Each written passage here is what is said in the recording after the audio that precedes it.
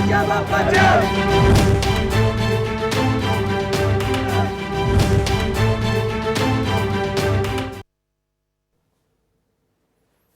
नमस्कार, लक्षवेधीमध्ये आपल्या सगळ्यांचं स्वागत। मी प्रसाद काथे।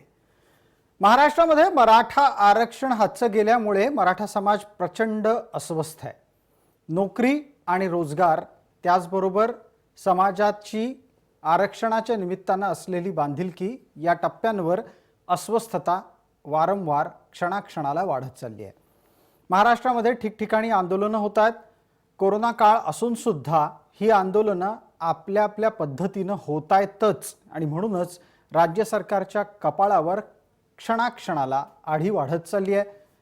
राज्य सरकारच्या कपाळावरची ही आठी महाराष्ट्राचे मुख्यमंत्री उद्धव ठाकरे यांच्या जनसंबोधनात सुद्धा स्पष्टपणे जाणवली। त्यांनी सध्या मराठा समाजानं संयम बाळगावा अशी विनंती केली आणि मराठा समाजानं आरक्षणाच्या निमित्तानं रस्त्यावर उतरून आंदोलनं करू नयेत अशी सुद्धा भूमिका घेतली आहे। या सगळ्या एकूणातल्या परिस्थितीच्या दरम्यान अध्यादेश काढून आरक्षण टिकवता येऊ शकतं किंवा ते परत मिळवता येऊ शकतं अशा प्रकारचा एक उपाय सुचवण्यात आलाय। महाराष्ट्राच्या सरकारचे मार्गदर्शक आणि राष्ट्रवादी काँग्रेसचे अध्यक्ष शरद पवार यांच्याकडून तो प्रस्ताव देण्यात आला। त्याला संभाजी ब्रिगेडने उचलून धरलं आणि आता कायदेशीर पातळीवर अशा प्रकारच्या अध्यादेशाची शक्य अशक्यता तपासून पाहिली जाते। या सगळ्या घटनांच्या दरम्यान आरक्षणाची लढाई न्यायालयात सुरू असताना आपापल्या पद्धतीनं आपण किती प्रामाणिक होतो असा प्रश्न एकमेकांना विचारला जातोय। सत्ताधारी आणि विरोधक यांच्यामधला हा आता सध्याचा वादाचा मुद्दा आहे। त्याच विषयावर आजची लक्षवेधी चर्चा, आरक्षण अध्यादेशानं मिळणार आहे का?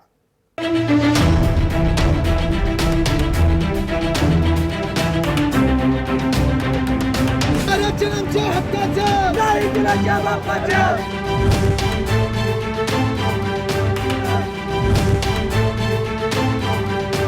तुमच्या मागण्यांना आपण न्याय दिलेला आहे। त्याला आव्हान दिलं गेल्यानंतर ही राज्य सरकार ही तुमची बाजू हिरारीने, जिद्दीने, चिकाटीने, चिवटपणाने आणि वेळप्रसंगी आक्रमकपणे ही न्यायालयासमोर मांडते आहे। सरकार तुमच्यासाठी भांडत आहे। तुमच्या सगळ्यांच्या सूचना त्यांचा गांभीर्याने विचार करून आम्ही मार्ग काढतो आहोत। महाराष्ट्राचे मुख्यमंत्री राज्यात मराठा आरक्षण परत मिळवण्यासाठी सरकार प्रयत्नशील असल्याचं सांगतात। या निमित्तानं आत्ताची चर्चा आपल्यासोबत करण्यासाठी आहेत ॲडव्होकेट श्रीहरी आणे, हे महाराष्ट्राचे माजी अधिवक्ता आहेत। त्याचबरोबर घटनेचे जाणकार आणि राज्यघटनेचे अभ्यासक असलेले उल्हास बापट आपल्यासोबत आहेत। संभाजी ब्रिगेडचे प्रमुख विकास पासलकर आपल्यासोबत आहेत आणि मराठा आरक्षण विरोधी याचिकाकर्ते ॲडव्होकेट गुणरत्न सदावर्ते आपल्यासोबत आहेत। सर्व मान्यवरांचं या चर्चेमध्ये आपण स्वागत करतोय। माझा पहिला प्रश्न आत्ताच्या घडीला संभाजी ब्रिगेडच्या नेत्यांना आहे। विकासजी, अध्यादेश आणावा अन्यथा परिणामांना सामोरं जावं इतकी स्पष्ट भूमिका गेल्या 2 दिवसापासून संभाजी ब्रिगेड घेतेय, त्यामागचे पटणारे तर्क काय आहेत?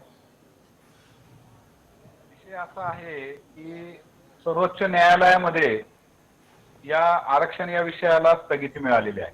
स्थगिती मिळाल्यानंतर स्थगिती ही कधी उठणार आहे, काय सरकार पुनर्याचिका दाखल करणार आहे, कायदेशीर या प्रक्रिया बाबी तपासून पाहणं किंवा त्यावरती न्यायालयामध्ये ते लढाई सुरू राहील। तोपर्यंत आरक्षणाच्या माध्यमातून ज्या शिक्षण आणि नोकरीमध्ये समाजातील तरुण मुलांना संधी मिळालेली आहे, या माध्यमातून या तरुण मुलांना संधी मिळत असताना पुढील ऍडमिशन, 11वी प्रवेश प्रक्रिया असेल, MPSC असेल, अनेक राज्य सरकारच्या माध्यमातून निघणाऱ्या नोकरीमधल्या नोकरीच्या संदर्भातले विषय असतील, ठीक आहे, आणि शिक्षणाच्या संदर्भातल्या या संदर्भामध्ये जर न्यायालयीन स्थगिती दिल्यानंतर हा प्रश्न आता खूप मोठ्या प्रमाणावरती उपस्थित झालेला आहे। यावेळेस राज्य सरकारला आपल्या स्वतःच्या अखत्यारीमध्ये विधानसभेमध्ये कायदे करण्याचे अधिकार आहेत। त्या कायद्याच्या अधिकारामध्ये ते स्वतःच्या अधिकारामध्ये राज्य सरकार ऑर्डिनन्स आणू शकतं. बरं. तो ऑर्डिनन्स टिकवणं आणि विद्यार्थ्यांचं तरुणांचं भवितव्य संरक्षित करणं ही राज्य सरकारने आता सध्याची गरज दिसते. अच्छा. अन्यथा पुनर्याचिकेच्या माध्यमातून न्यायालयामध्ये आपण स्वतः जाणे, त्या ठिकाणी आपली बाजू मांडणे आणि ती बाजू मांडल्यानंतर न्याय मिळाला की प्रथमदर्शनी पुनर्याचिका दाखल करणं, न्यायालयासमोर आपली बाजू मांडणं ठीक. आणि आरक्षणाची संधी मिळवणं ही प्रायोरिटी राज्य सरकारची असली पाहिजे. बर. आताच्या याबरोबर- घडीला संभाजी ब्रिगेडच्या वतीनं जी आंदोलनं झाली त्यावेळेला अध्यादेशाची भूमिका स्पष्टपणे अधोरेखित झाली आणि आता सुद्धा तुम्ही असं म्हणता आहात की विद्यमान सरकारच्या माध्यमातून अध्यादेश आणला जाऊ शकतो. श्रीहरी आणि आपल्या सोबत आहेत. आणि सर, आपण अध्यादेशाच्या निमित्ताने एक महत्वाचं विधान केलेलं आहे. आरक्षणाचा कायदा अस्तित्वात असताना अध्यादेश आणणं अवघड आहे, अशक्य आहे, अशी आपली भूमिका आहे. आपण त्याचा तर्क द्यावा. अध्यादेश हा तेव्हा आणला जातो जेव्हा विधानसभा सेशनमध्ये नसते. नॉर्मली कोणताही कायदा हा विधान भवनात केला जातो, पण विधानसभा जर नसेल तर मग अध्यादेश आणण्याचे अधिकार सरकार गव्हर्नरच्या थ्रू बजावतं. आजच्या स्थितीमध्ये मराठा आरक्षणाचा कायदा आहे, तो कायम आहे. तो मुंबई हा उच्च न्यायालयाने वैध म्हणून मान्य केलेला आहे. अशा स्थितीत त्या कायद्याला सुप्रीम कोर्टात केलेल्या आव्हानात सुप्रीम कोर्टाने स्टे दिल्यानंतर आता असा कोणता भाग उरतो जो अध्यादेशानिमित्ताने परत आला? असा कोणता भाग उरतो जो आपल्याला अध्यादेशाच्या निमित्ताने हा तो प्रश्न आज सुप्रीम कोर्टाने म्हटलंय की ह्या मराठा आरक्षणाला स्टे करत आहोत आम्ही. पण असं म्हणताना त्यांनी दुसरी गोष्ट स्पष्ट केलेली आहे की आतापर्यंत मराठांना दिलेल्या रिझर्वेशनचे फायदे, मग ते कॉलेजमध्ये ऍडमिशन्स मध्ये असो, त्या फायद्यांवर काहीही बंधन नाही. थोडक्यात ज्यांना हा फायदा आजपर्यंत मिळालाय त्यांचा तो फायदा सुप्रीम कोर्ट त्याच्यामध्ये इंटरफिअर करत नाहीये. त्यांना तो फायदा कबूल केला गेलेला आहे. या पुढे देऊ नका जोपर्यंत सुप्रीम कोर्टात ही याचिका संपुष्टात येत नाही, असं सुप्रीम कोर्टने म्हटलंय. आज अध्यादेश काढायला काहीही आधार उरलेला नाहीये. जो अध्यादेशाच्या थ्रू तुम्ही कायदा करणार असाल तो कायदा ऑलरेडी आहे, तो वैध म्हणून मुंबई हायकोर्टाने म्हटलेला आहे. फक्त तो स्टे झाल्यामुळे आता आणखीन काही करून आम्ही नवीन अध्यादेश काढू असं जेव्हा सरकार म्हणतं तेव्हा प्रश्न उभा राहतो की कुठल्या तऱ्हेचा अध्यादेश काढणार, ठीक आहे, कशाबद्दल अध्यादेश काढणार. ठीक आहे. विकास पाकसलकरांना या निमित्तानं मग विचारूयात की विकासजी, अध्यादेशाचा आपला आग्रह न्यायसम्मत तर्कसम्मत आहे का? याबाबत श्रीहरी आणि सरांनी मांडलेली भूमिका आपल्याला पटतीये का? याला काही प्रतिवाद आहे तुमच्याकडून? सरांनी मांडलेली जी भूमिका आहे अध्यादेशाच्या संदर्भामध्ये आमच्या दृष्टिकोनातून हा विषय असा आहे की एकतर मुळामध्ये मराठा सेवा संघ संभाजी ब्रिगेडची आमची कायम भूमिका ही राहिलेली होती की संपूर्ण मराठा समाजाला ओबीसी मध्ये आरक्षणामध्ये समावेश करावं, ओबीसीच्या आरक्षणाची टक्केवारी वाढवावी आणि ओबीसीच्या आरक्षणामध्ये 1% कमी न होता मराठा समाजाला ओबीसी मधून समावेश करावा. याबरोबर एससीबीसी मध्ये हे जे आरक्षण मिळालेलं आहे, न्यायमूर्ती गायकवाड आयोगाने हा अहवाल सादर केलेला आहे. हायकोर्टामध्ये जसं आता सरांनी सांगितलं की मराठा आरक्षणाला हायकोर्टाने अनुमती दिलेली आहे. बरं. सुप्रीम कोर्टामध्ये आता जो प्रॉब्लेम झाला, या प्रॉब्लेमच्या नंतर काही या कायद्याच्या जे सल्लागार आहेत, काही विधिज्ञ आहेत, यांच्याशी चर्चा केल्यानंतर की समजा आजच्या परिस्थितीमध्ये स्टे स्थगिती दिलेला आहे, हा अंतरिम आदेश आहे, अंतिम आदेश नव्हे. आणि अंतरिम आदेश उठवण्यासाठी राज्य सरकार पुनर्याचिका दाखल करणार आहे. ठीक आहे, तत्पूर्वी पण एकच मिनिट सर, त्यापूर्वी या संदर्भाने जर ते अंतरिम आदेश उठला नाही, या अपवादात्मक परिस्थितीमध्ये न्यायालयामध्ये काय आपण आपली बाजू मांडू शकतो परंतु त्याला किती वेळ किती काळ काय आहे त्याच्याबद्दल कोणीच मत व्यक्त करू शकत नाहीये. ठीक मग आहे अशा विकासजी, परिस्थितीमध्ये विकासजी आज मुद्द्यांची तर थोडी एक- पुनरावृत्ती होतीये. एक- मला एक- मला वेळेची मर्यादा एक- असल्यानं एक- एक- एक- मला वेळेची एक- मर्यादा आहे. माझा विकासजी मुद्दा- कृपया 30 सेकंदात आपली भूमिका पूर्ण नाही, करा. माझा एकच मुद्दा मला पूर्ण करू द्या. त्यामुळे एमपीएससी आणि 11वी परीक्षा किंवा ज्या काही वेगवेगळ्या क्षेत्रातल्या असतील ऍडमिशन मध्ये राज्यासमोर अनेक तरुणांचं भवितव्य या ठिकाणी टांगणीला लागलेलं आहे. या परिस्थितीमध्ये हा नव्याने आलेला मार्ग आहे की राज्य सरकारला स्वतःच्या अखत्यारीमध्ये काढता येतं. परंतु नाही कायदेशीर पण विकासजी पातळीवरती ते त्याच तपासतं. मुद्द्यावर तर प्रश्नचिन्ह उपस्थित राहिलंय. हो ना, कायदा मग कायदेशीर अस्तित्वात ही का- असताना अध्यादेश काढण्याचे अधिकार कुठून आणायचे याचं आम्ही उत्तर तेच काय आहे? सांगितलं आणि अध्यादेश की- काढा असं सांगणारे राजकारणी हे त्याबाबतचं काही मार्गदर्शन करताना दिसत आहेत का? राजकारण्यांचा या ठिकाणी विषय येत नाहीये. राजकारणी त्यांचं ते त्यांच्या पातळीवरचं ते वक्तव्य असतील, त्यांनी त्या ठिकाणी त्यांची भूमिका मांडलेली असेल. एक समाज म्हणून या ठिकाणी मला स्वतःला जे वाटतं किंवा संघटनेमध्ये या पद्धतीची भूमिका घेताना आमच्या डोळ्यासमोर एकच विषय आहे की महाराष्ट्रातील तरुणांचं भवितव्य. अगदी, ठीक आजच्या आहे. स्थितीला तुम्हाला माहिती आहे की 50 तरुणांनी या ठिकाणी आत्मबलिदान केलेले आहे या आरक्षणासाठी. ठीक आहे. आज आरक्षणाचा पाझर थोडाफार मिळतोय तर त्यावरती नव्याने हे संकट उभं राहिलेलं आहे. ठीक आहे. त्यावरती मार्ग आपण काढणं विकासजी हा इतरही एक मान्यवरांना आहे. आता संधी देतो आहोत. आपल्यासोबत उल्हास बापट आणि गुणरत्न सदावर्ते जोडले गेलेले आहेत. तांत्रिक कारणांमुळे आत्ता संपर्क तात्काळ होऊ शकत नाही. आपण त्यांच्याकडे पटकन जाऊच. पण एकदा आणि सरांना मी प्रश्न परत एकदा विचारतो की आणि सर, समाजाला आरक्षणाचा लाभ मिळावा, रोजगार आणि नोकरी त्याचबरोबर शिक्षण म्हणजे शिक्षण आणि नोकरी या दोन्ही पातळ्यांवर त्यांचा लाभ असावा, या हेतून तात्काळ काही करता येत असेल तर अध्यादेश असावा, हा मांडला गेलेला तर्क कायदेसम्मत म्हणावा का? मला विलासजींनी म्हटलेली एक गोष्ट पटते की संभाजी ब्रिगेडची जी मागणी होती की ओबीसी मध्येच तुम्ही मराठा रिझर्वेशन द्या, तसं जर दिलं असतं तर हा सगळा प्रक्रिया कळली असती, ही सगळी कटकट गेली असती.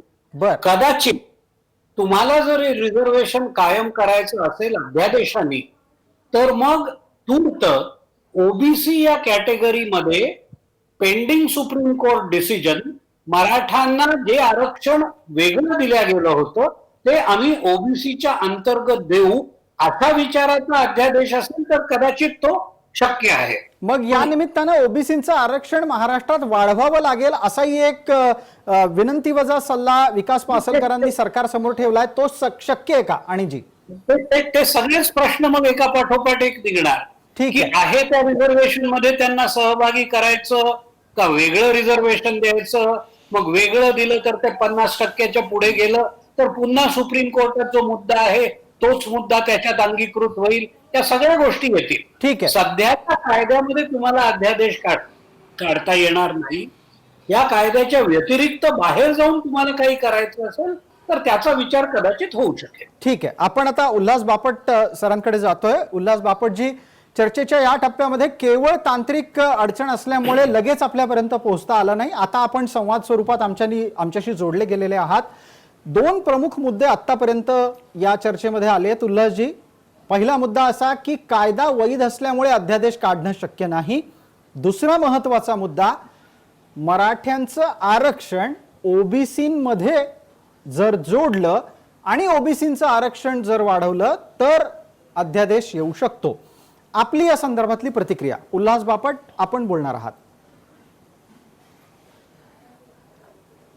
हां, एक गोष्ट लक्षात घ्या की हा आरक्षणाचा प्रश्न जो आहे तो पहिल्यापासून मध्ये मध्ये डोकं वर काढतो आणि प्रामुख्याने राजकीय कुरघोडी एकमेकांवर करण्याचा प्रयत्न होतो. मी इथे फक्त घटनात्मक दृष्टीने आपल्याला सांगतो.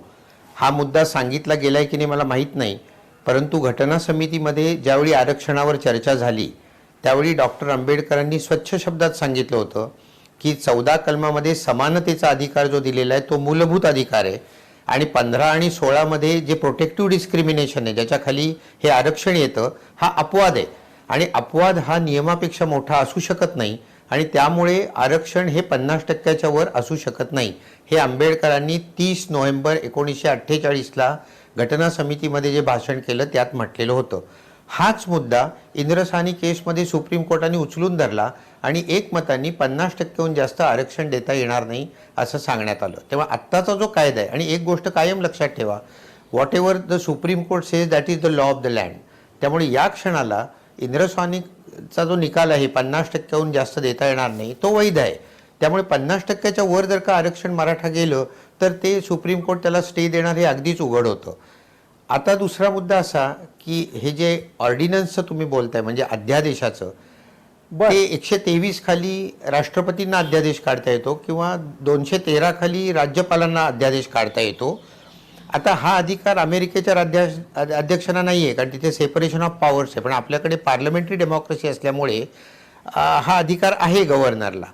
हा वापरू नये, क्वचित वापरावा. त्याचा दुरुपयोग बिहारसारख्या ठिकाणी प्रचंड झालेला आहे. त्यामुळे हा क्वचित वापरावा असं सुप्रीम कोर्टाचे आदेश आहेत. आता एक गोष्ट लक्षात घ्या की ज्यावेळी राज्यपालांची खात्री पडते की अशी परिस्थिती निर्माण झाली आहे की जिथे त्वरित ॲक्शन घ्यायला पाहिजे तिथे अध्यादेश काढता येतो. पण त्याला अट अशी आहे की कायदे मंडळाचं अधिवेशन चालू असता कामा नये आणि ते चालू झालं की 6 आठवड्याच्या त्याला मंजुरी मिळावी लागते या अध्यादेशाला. आणि कशावर अध्यादेश काढता येतो तर जो कायदेशीर अधिकार विधानसभेला आहे त्याच्यावरच फक्त अध्यादेश काढता येतो. जर का कायदा बेकायदेशीर असेल तर त्याच्यावर अध्यादेश काढता येत नाही. पण मग बापट सर, याच्यात एक तांत्रिक मुद्दा जो थोड्या वेळापूर्वी आणि सरांनी मांडला, मी तिकडे आपलं लक्ष वेधतो. आणि सरांनी असं म्हटलं की कायदा अस्तित्वात आहे, त्याला मुंबई उच्च न्यायालयानं मान्यता दिलेली आहे, मग अध्यादेश कसा येऊ शकतो त्याच विषयावर. हां,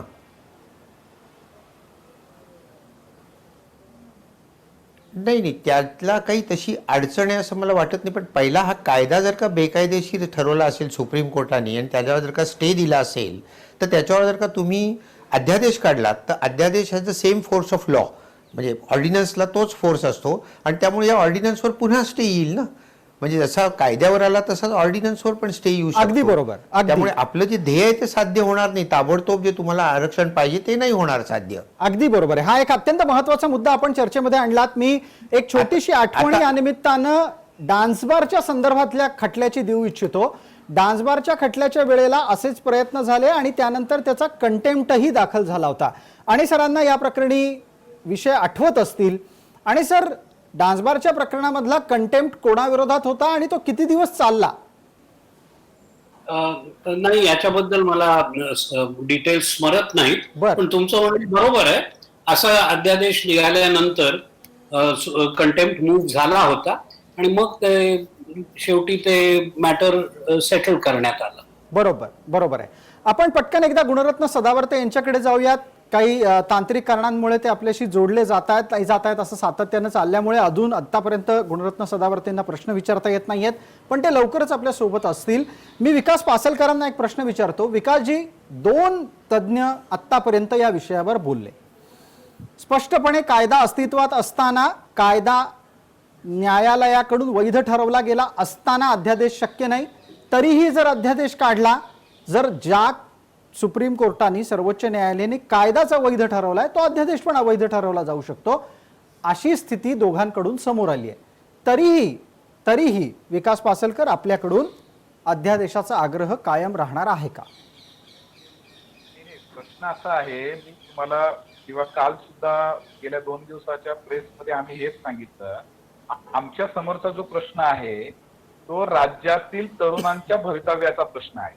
आणि अलीकडे गेल्या अनेक वर्षामध्ये अनेक तरुणांनी आत्महत्या केलेल्या आहेत. आता आपण महाराष्ट्रातली आता परिस्थिती अशी झाली की स्टे आल्यानंतर ऍडमिशन प्रक्रिया थांबणार आहे. सगळ्याच बाजूने अडचण येणार आहे. आणि या अगोदर आने सरांनी आणि बापट सरांनी सांगितलं की राजकीय ऍडजस्टमेंट किंवा या सगळ्या ह्याच्यामध्ये या आरक्षण किंवा या सगळ्याचा घात होतोय. आणि हे सगळं झाल्यानंतर सामाजिक दृष्ट्या महाराष्ट्राचं वातावरण सुद्धा दूषित होणार आहे किंवा खराब होणार आहे. या परिस्थितीमध्ये आमची स्वतःची मागणी अशी आहे की तरुणांच्या संदर्भामध्ये दिलेली जी संधी आहे ती त्यांची संधी हिरावू नये. त्यांचं भविष्य, त्यांचं भवितव्य हे अंधारामध्ये जाणार आहे आणि ते संरक्षित करणं ही सरकारची जबाबदारी आहे. मुळामध्ये मला सरांना एक 2-3 वेगवेगळे प्रश्न विचारायचे की कायद्याच्या पासलकरजी, आपल्याला कोणाला प्रश्न विचारायचे आहेत? आपल्या बरोबर उल्हास बापट आहेत, विचारायचंय श्रीहरी आणि आणि आने दोघंही सरांना आहेत. पण विचारायचंय. कोणाला? मला बापट सरांना पण विचारायचं आणि आने सरांना पण प्रश्न विचारायचा आहे. सर, सुप्रीम कोर्टामध्ये अनेक वर्ष आता केसेस चालू आहे. त्याच्यामध्ये एक तामिळनाडूचा विषय आहे, एक आंध्र प्रदेशचा विषय ते सुद्धा थोडाफार चालू आहे.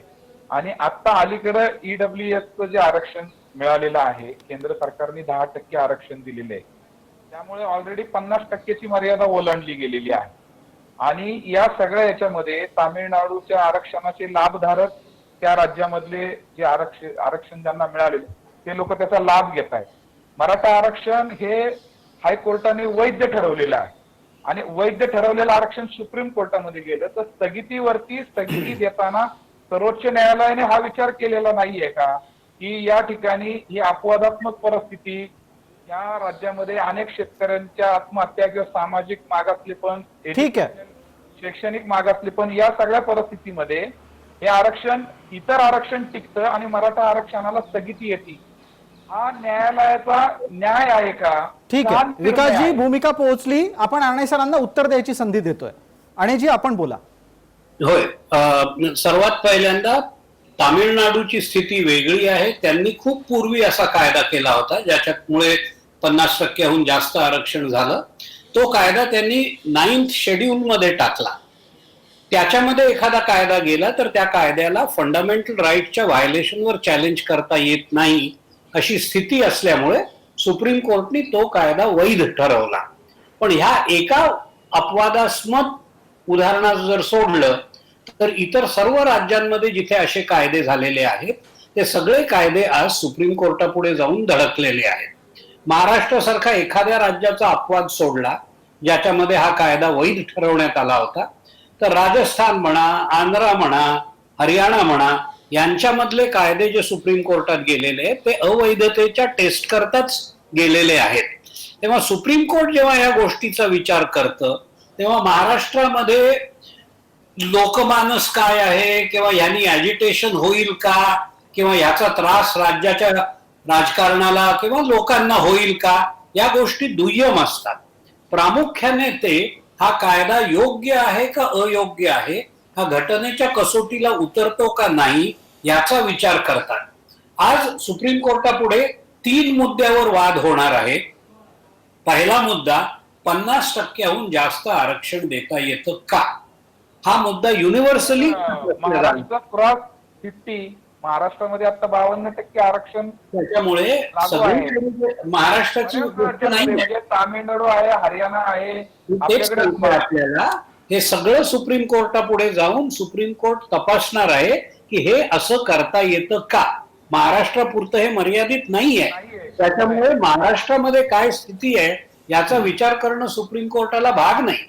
नंबर 2, मराठा हा एक वर्ग असू शकतो का? शेड्यूल कास्ट हा वर्ग असू शकतो, शेड्यूल ट्राईब हा वर्ग असू शकतो. घटनेमध्ये दुसरा एक कॅटेगरी आहे, त्याच्यामध्ये social, cultural and educational backwardness म्हटलंय, ज्याच्या खाली आपण ओबीसी हा वर्ग मानतो. हे वर्ग माहित आहेत, हे घटनेला ज्ञात आहेत. याच्या पलीकडे जाऊन सरकारला एक नवीन वर्ग निर्माण करायची क्षमता आहे का, हा डिबेटचा दुसरा मुद्दा राहील. आणि तिसरा मुद्दा जो राहील तो म्हणजे नागराज नावाचं जे जजमेंट झालं त्या जजमेंटच्या संदर्भात अशा कोणाला आरक्षण देताना त्याचा इम्पेरिकल डेटा जर नसेल तर ते आरक्षण देता येणार नाही असा जो व्ह्यू आहे सुप्रीम कोर्टाचा, त्या व्ह्यू मध्ये संशोधन करायची गरज आहे का, तो व्ह्यू बदलायची गरज आहे का? ठीक आहे. आणि सर, याच मुद्द्यावर एक महत्वाचा हस्तक्षेप आहे माझ्याकडून. तो असा आहे की ज्या गायकवाड कमिशनच्या माध्यमातून मराठा समाजाचं आर्थिक आणि शैक्षणिक मागासलेपण अधोरेखित केलं गेलं, तो अहवाल सुप्रीम कोर्टात वकिलांनी राज्याच्या मांडलाच नाही असं निरीक्षण समोर येत आहे. मला वाटतं की ज्या स्टेजला हे सुप्रीम कोर्टापुढे होतं ते इंटरिम स्टेजला होतं. केस ऍडमिट करायची की नाही आणि इंटरिम रिलीफ द्यायचा का नाही याच्यामध्ये एक गैरसमज आहे की सुप्रीम कोर्टाने निवाडा केलाय किंवा निकाल दिलाय. एक ऑर्डर पास केली आहे ज्यानी ते म्हणतात की आम्हाला हे मुद्दे मोठ्या बेंचनी कन्सिडर करावे असं वाटतं आणि ते कन्सिडर होईपर्यंत या आरक्षणाच्या कायद्याला आम्ही स्थगिती देतो. त्याच्यामुळे ही फायनल ऑर्डर नाही आहे, याच्यामधून काही हक्क निर्माण होत नाहीत किंवा कोणाचे हक्क वंचित होत नाहीत. ते फक्त सुप्रीम कोर्टाने नंतर विचार करेपर्यंत आता काही करू नका, जैसे थे मांडा ठेवा, अशा तऱ्हेची मांडणी केलेली आहे. अगदी. मग या निमित्तानं आता उल्हास बापट सरांकडे जायचं आहे. उल्हास बापटजी, आत्ताच्या घडीला जो महत्वाचा चर्चेतला टप्पा आहे तो असा आहे की मराठा आरक्षणाच्या संदर्भात अंतरिम आदेश आलेला आहे, अंतिम आदेश आलेला नाही. पण अस्वस्थता समाजामध्ये मोठ्या प्रमाणात आहे. ती केवळ आणि केवळ याच गोष्टीची आहे की अंतिम आदेश यायला आणखीन किती काळ लागेल याचं काही उत्तर सापडत नाही. अशा स्थितीमध्ये समाजानं कोणत्याही प्रकारे निष्कर्षाप्रत भूमिका घेऊ नये असं वारंवार राजकारणी सांगतायत. याच भूमिकेला अनुसरून तुमचं मत काय? हा एक आधी मुद्दा क्लिअर करतो, म्हणजे आणि साहेबांनी जे सांगितलं तोच मुद्दा की फक्त तामिळनाडूमध्ये 69% आरक्षण जे आहे त्याचं कारण तो जो कायदा आहे तो 76वी घटना दुरुस्ती करून 9व्या शेड्यूलमध्ये टाकलेला आहे. आणि 9व्या शेड्यूलमध्ये कुठलाही कायदा टाकला की त्याला फंडामेंटल राईट्सच्या तो विरुद्ध जातो म्हणून आव्हान देता येत नाही. आता लक्षात घ्या की 9वं शेड्यूल हा घटनेचा भाग आहे आणि त्यामुळे त्याच्यात बदल करायचा असेल तर घटना दुरुस्ती करावी लागते. म्हणजे महाराष्ट्रात जर का 50%च्या वर वाढवायचं आणि तामिळनाडूसारखं करायचं ठरवलं तर त्याच्यासाठी संसदेला घटना दुरुस्ती करून हा कायदा 9व्या शेड्यूलमध्ये टाकावा लागेल. आणि घटना दुरुस्ती प्रक्रिया खूपच कॉम्प्लिकेटेड आहे. 2/3 मेजॉरिटी लोकसभा राज्यसभेमध्ये लागते, एकमत व्हावं लागतं सगळ्यांचं. आणि त्यामुळे कित्येक महिने कित्येक वर्ष जातील या गोष्टीमध्ये. तेव्हा तामिळनाडूसारखं महाराष्ट्रात होऊ शकेल हे शक्य नाही, पहिली गोष्ट. दुसरी गोष्ट, हा अहवाल ठेवला नाही सुप्रीम कोर्टासमोर मागासवर्गाचा, मागास कमिशनचा. त्याच्याबद्दल मला करेक्ट करा, कोणी करेक्ट करू शकेल की हा अहवाल विधानसभेसमोर पण ठेवलेला नाही आहे माझ्या मते. आणि 340 कलमाखाली असंच कमिशन म्हणजे बॅकवर्ड क्लास कमिशन हे सेंट्रल गव्हर्नमेंटमध्ये पण आहे. तिथे स्वच्छ शब्दात लिहिलेलं आहे की हा अहवाल प्रेसिडेंट हा संसदेपुढे ठेवेल. खालचा कायदा हा वरच्या कायद्याशी सुसंगत असावा लागतो आणि त्यामुळे आपल्या विधानसभेमध्ये जर का हा रिपोर्ट ठेवला गेला नसेल तर ती एक फार मोठी प्रोसिजरल चूक झालेली आहे असाही मुद्दा पुढे मागे उपस्थित होऊ शकतो. आता याच्यावर सुप्रीम कोर्टात किती वेळ चालेल दॅट इज एनीबडीज गेस, पण काय करता येईल ते मी तुम्हाला सांगू शकतो. बरं, गुणरत्न सदावर्तेजी, मुख्य मुद्दा आता चर्चेच्या या टप्प्यात असा आहे की मागास कमिशनचा, बॅकवर्ड कमिशनचा अहवाल, मागास आयोगाचा अहवाल गायकवाडांनी तयार केलेला विधानसभेसमोर ठेवला नाही, अर्थात विधिमंडळासमोर न ठेवता संमत झाला आणि परिणामस्वरूप सर्वोच्च न्यायालयामध्ये सुद्धा तो आला नाही. ही तांत्रिक चूक समजायची की नाही? मुळामध्ये आज जे प्रकरण माननीय सर्वोच्च न्यायालयामध्ये आहे ही एक प्राखऱ्यानं गोष्ट लक्षात घेतली पाहिजे की 102वी घटना दुरुस्ती जर गायकवाड आयोगांचे अधिकारच ठेवत नाही तर त्यामुळे जे काही त्यांनी केलेला अहवाल आहे तो अहवाल किती म्हणजे बळ देऊ शकेल या आरक्षणाला हा मोठा प्रश्नांकित प्रश्न होऊन बसलेला आहे. आणि त्यामुळं गायकवाड आयोगाचा अहवाल का ठेवण्यात आला नाही त्याची काही प्रामुख्यानं पोस्ट मराठा रिझर्वेशन ऑर्डर्स आम्हाला त्याचे पुरावे मिळत आहेत. त्याच्यापैकी काही जे डिसेंट ओपिनियन होते गायकवाड आयोगाच्या मधल्या काही मेंबर्सचे, ते मेंबर्सचे रिपोर्ट सुद्धा त्या आयोगाच्या रिपोर्टमधून गायब आहेत. हे सगळ्या ज्या गोष्टी आहेत मॅनिप्युलेशन ऑफ कमिशन्स रिपोर्ट, ह्या सबबीखाली मला असं म्हणावं लागेल की न्यायमूर्ती गायकवाड असतील ते पब्लिक सर्वंट म्हणून काम करत होते किंवा त्यासोबतच्या ज्या संस्था असतील त्या सगळ्या जेलमध्ये जातील. कारण मॅनिप्युलेशन ऑफ रिपोर्ट हे सगळ्यात वाईट आणि एकदम घृणास्पद गोष्ट आहे. जर अशा घृणास्पद कृत्य करून जर हे अहवालाच्या आधारे, जसं तुम्ही म्हणत आहात की सभागृहामध्ये हा अहवाल ठेवण्यात आला नाही, कदाचित हा अहवाल सभागृहात ठेवण्या न मागचा उद्देशच हा होता की हे सगळ्या गोष्टी उघड्या पडतील. ही ठीक आहे. गोष्ट सुद्धा आता बोलायला लागले जे सदस्य जे गायकवाड आयोगामध्ये होते ते आता बोलायला लागलेत की आमचा रिपोर्टच त्याच्यामध्ये नाही, आमचा डिसेंट ओपिनियनच त्याच्यामध्ये नाही. त्यामुळं ही खूप मोठी विश्वासार्हता गेलेली बाब उद्धव सरकारच्या काळामध्ये घडलेली आहे. मी तर असं म्हणेल की उद्धव सरकारला सुद्धा जसं देवेंद्र सरकारला वेठीस धरलं होतं मराठ्यांनी, तसं उद्धव सरकारला सुद्धा प्रेशराईज करून हे मराठा आरक्षण आम्हाला कसं दिलं जाईल हे सगळं घातलेलं हे आहे. म्हणजे ठीक आहे, मला त्याला म्हणेल मला की एक मला घाट मला आहे. आपल्या गुणरत्न सदावर्तेंना थांबवायचं आहे, पण याच निमित्ताने एक आणखीन प्रश्न इथे उपस्थित करायचा आहे की मग अध्यादेशाची चर्चा सुरू करून कोणाला काय साध्य करायचं असेल? गुणरत्न सदावर्ते.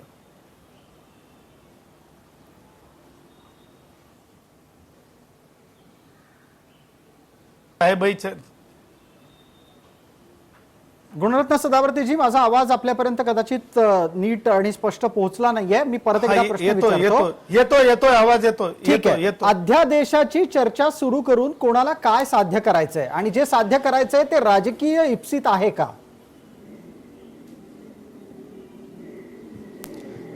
लक्षात घ्या, शरदचंद्र पवारांना बऱ्यापैकी माहित आहे त्यांचे गृहमंत्री असताना ज्या प्रकारे डान्स बारच्या संदर्भामध्ये त्यांनी अध्यादेश आणून पाहिले, ते जसे सर्वोच्च न्यायालयाने उखडून टाकले, त्याच प्रकारे डान्स बार सारखंच मराठा बार आणि आरक्षणाचं त्यांनी सगळं काही जे चालवलेलं आहे खेळ, हा अत्यंत असंविधानिक आणि अत्यंत घृणास्पद आहे.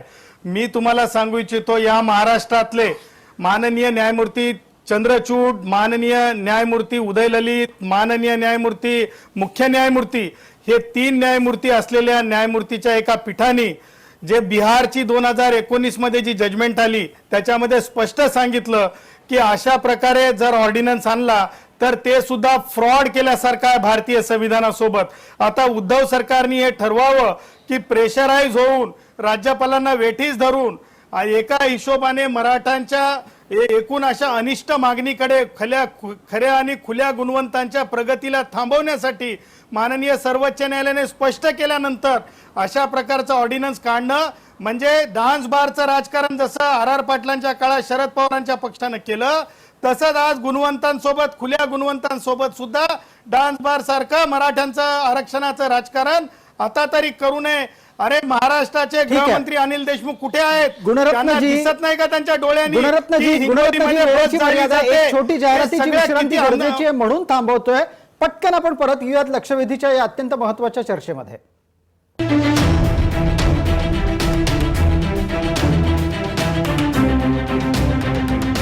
आरक्षणाच्या हक्काचं नाही कुणाच्या बापाचं.